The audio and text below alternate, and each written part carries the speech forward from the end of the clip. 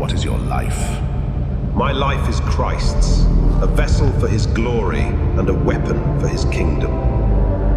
What is your fate? My fate is to fulfill his holy will.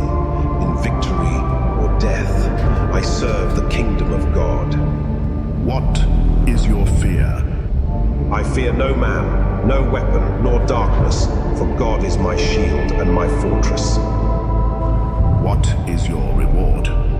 My salvation through Christ is my reward. What is your craft? My craft is the battle against darkness. I wield my sword to protect the innocent, and my faith to vanquish evil.